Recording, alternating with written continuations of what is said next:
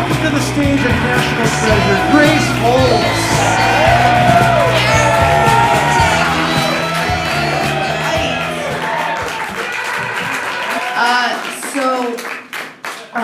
I know you can tell, like, I've been to college, right? And I studied a lot of, like, sociology courses.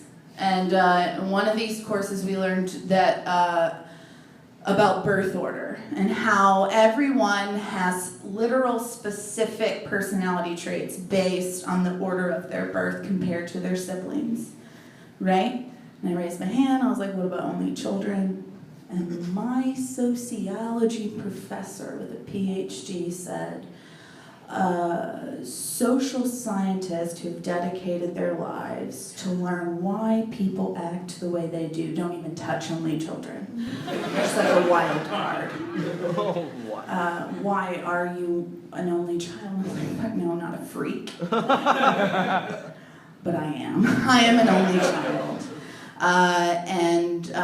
Yes, that means I don't have siblings, but more than that, it means that my parents decided to have me because my mom gave my dad an ultimatum. So they planned to have me, she was impregnated with me, she delivered me, and then they met me for a couple of years, and they were like, you know what? I think this is it. I think this is the only one. Like, if this is what we both make, maybe this one should play alone for the rest of life. When I tell people I'm an only child, it seems like they've discovered the secret of my personality. Like, oh, okay, that makes sense. As if apparently I have the social etiquette of a beaver. It's like why is Grace chewing on that tree again? It's like, oh, she's an only child, and someone's like, sense, of course. Wild card. And so we would go on family vacations a lot. A lot. And all it was my two parents getting rip-roaring drunk to forget that they had fucked that one time and created this albino chubby mistake.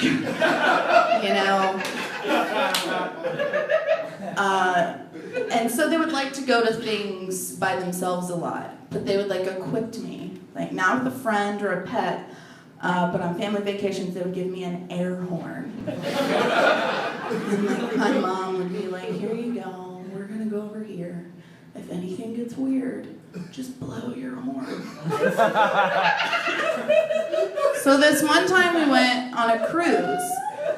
And I was 10 years old, and it was a great cruise, and after we got done eating our overpriced escargot or whatever, we were walking around the ship, and my parents wanted to go to a nightclub.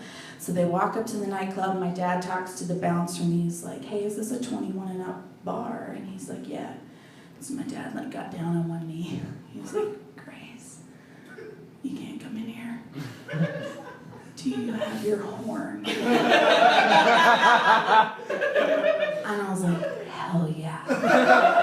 And they patted me on the shoulder like the son he would never have. And I just went on my merry way. Those were my family vacations. Oh man. Only children are bizarre, but more importantly, no one talks about the parents of only children. Those are fucking freaks. I belong to two of them.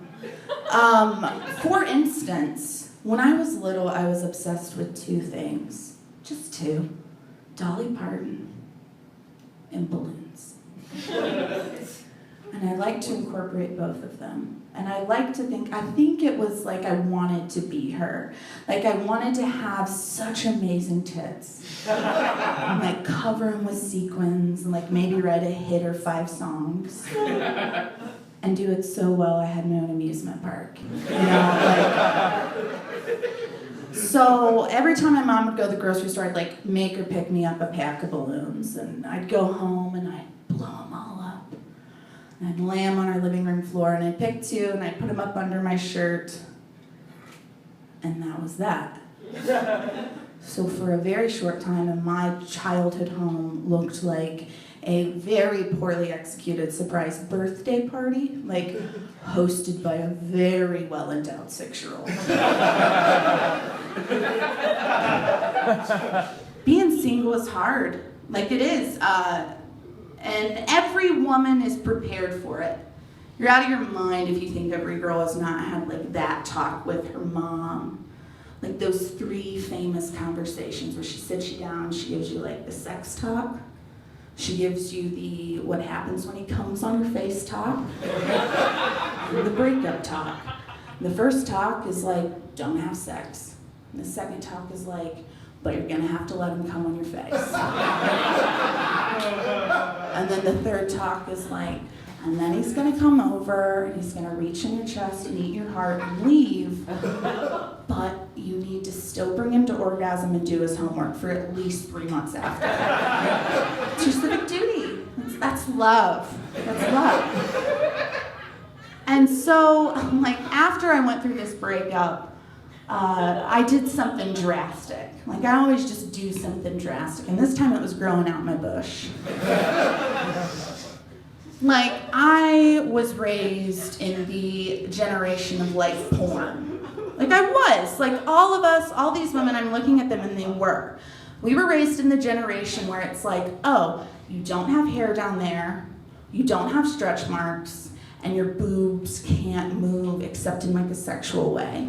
Do you know how boobs really move? The other day I went to the grocery store because I was like, you know what? Feminism. Feminism, fuck a bra. I know I'm a double D, but fuck a bra.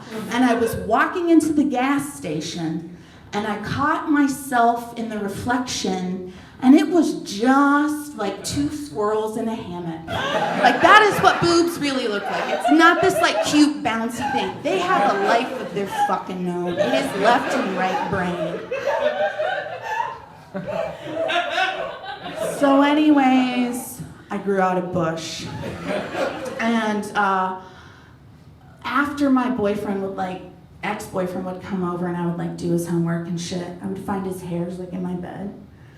You know, he was like curly brown, like pretty hair. Like I'd hold it up and I'd be like, God, I fucking miss you. Where did you go? Why'd you leave?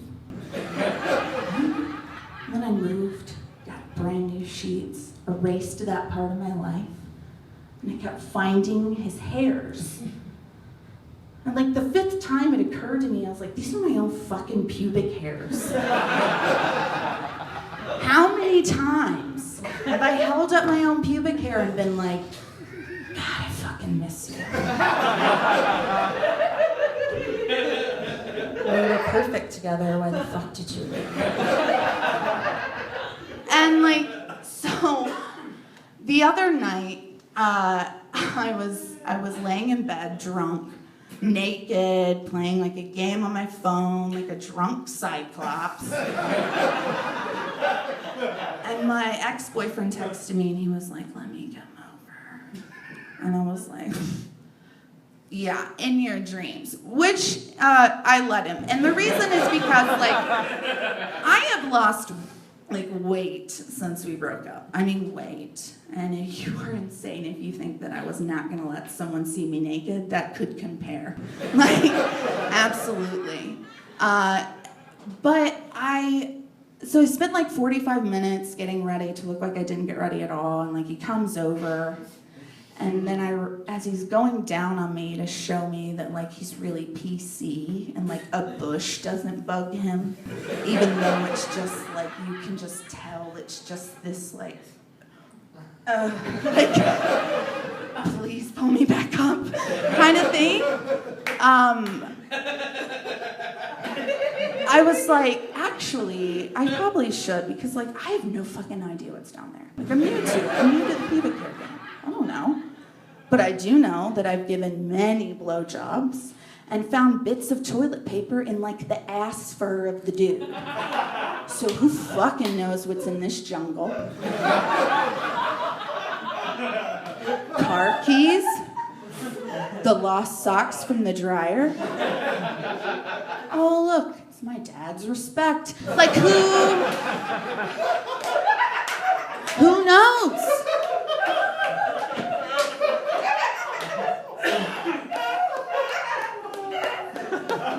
Okay, whatever. I'm Grace Holtz.